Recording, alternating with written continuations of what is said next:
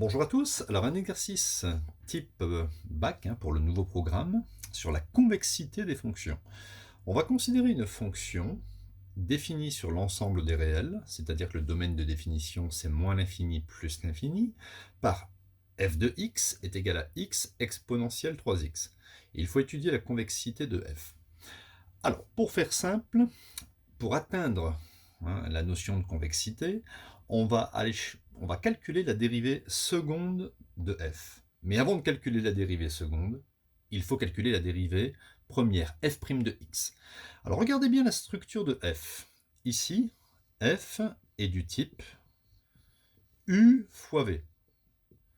Vous voyez que u correspond à x. Alors je vais l'écrire en dessous. U de x, c'est x. Alors, je préfère mettre u de x, parce qu'il y en a qui mettent u, mais en fait, c'est bien une fonction de x. U de x c'est x, donc u', la dérivée de x, c'est tout simplement 1.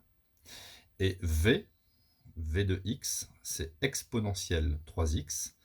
La dérivée d'exponentielle 3x, c'est ici, simplement, vous prenez la dérivée de 3x, vous le mettez devant, donc ça fait 3 exponentielle de 3x. Un petit rappel, exponentielle de z, quand on le dérive, ça fait z' multiplié par exponentielle de z. Vous prenez juste la dérivée ici de 3x, ce qui fait 3, et vous mettez devant. Donc, on va pouvoir calculer la fonction dérivée, f' de x. Alors on sait que la dérivée de u fois v, c'est u'v plus uv'. u'v, une fois exponentielle 3x, plus, alors il faut tout coller ici, x fois 3, ou 3 fois x, c'est pareil. Vous mettez 3x, expo 3x.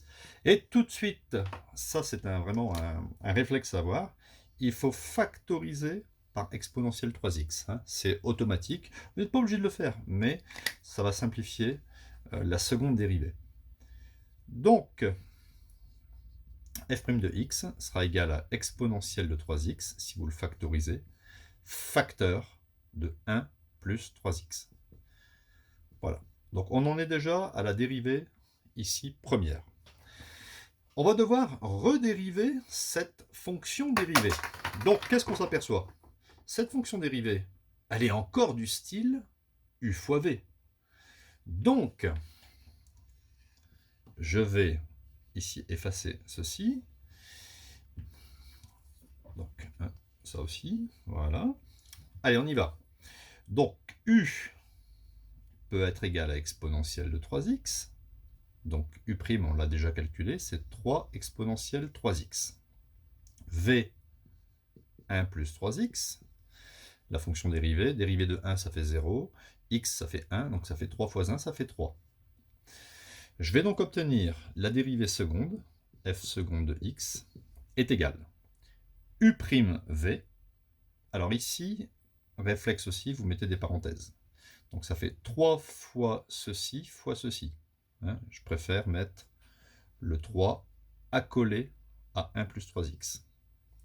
3 fois 1 plus 3x expo 3x, u'v, plus uv', c'est-à-dire 3 fois exponentielle de 3x. Alors surtout, n'oubliez pas, regardez, vous préférez écrire quoi, vous? Exponentielle de 3x, 3 ou 3 exponentielle 3x? Cette notation est la meilleure. Quand vous dites par exemple, moi je possède 2 voitures, je possède 2 voitures, vous ne dites pas, moi je possède voiture 2. Mettez toujours le 3 devant l'expo. Arrivé à ce stade-ci, comme tout à l'heure, je factorise par exponentielle 3x, de sorte que j'obtienne ici dérivée seconde est égale à exponentielle de 3x facteur 2. Alors facteur de quoi? Alors facteur d'ici, ici il y a un 3, plus, et là il y a ce terme ici. Donc 3 fois 1, ça fait 3. 3 fois 3x, ça fait 9x. Dérivée seconde est égal à exponentielle de 3x facteur de 9x plus 6. Voilà, j'ai atteint ici l'expression mathématique de la dérivée seconde. Alors maintenant, je vais simplement établir un tableau. Regardez bien comment on va le construire. Donc x varie entre moins l'infini et plus l'infini. Je vais mettre ici le signe de exponentielle de 3x, ça ne sera vraiment pas compliqué. Le signe de 9x plus 6 et le signe de la multiplication des deux, c'est-à-dire le signe de la dérivée seconde. Bon, je peux éventuellement ici faire mon tableau. Voilà, voilà. Alors, exponentielle de 3x, vous ne faites rien, parce que c'est strictement supérieur à 0. Mais n'allez pas tout de suite mettre plus. On va s'occuper de lui ici. Donc sur le côté, on fait une petite équation. 9x plus 6 est égal à 0. Quand 9x est égal à moins 6, x est égal à moins 6 neuvièmes. Et si je divise par 3, ça me donne moins 2 tiers. Donc, pour x égale moins 2 tiers, 9x plus 6 fera 0. Je répète, pour x égale moins 2 tiers, 9x plus 6 fera 0. Et c'est terminé, parce que vous avez vu en seconde que si vous avez ici une fonction affine, vous regardez le coefficient de x, c'est 9. 9 c'est positif. Et bien vous mettez des plus à droite du 0. Je répète, il y a un positif devant le x, vous mettez des plus à droite du 0. Et donc ici un moins. Exponentielle d'une certaine quantité, c'est toujours strictement positif. Voilà. Donc dans cette zone entre moins l'infini et moins 2 tiers, un plus multiplié par un moins, lui il est plus, lui il est moins. Un plus fois un moins, ça fait moins. Et un plus fois un plus, ça fait plus.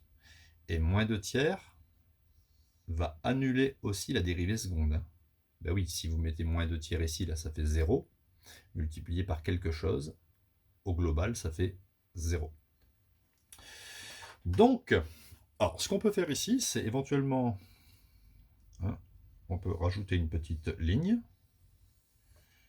Voilà. Et au niveau de la fonction, eh bien, on peut dire que entre moins l'infini et moins 2 tiers, la fonction est concave, parce que la dérivée seconde est inférieure à 0. Et entre moins l'infini, entre moins 2 tiers et plus l'infini, la fonction sera convexe. Elle sera convexe simplement parce que la dérivée seconde est ici strictement supérieure à 0, supérieure ou égale à 0.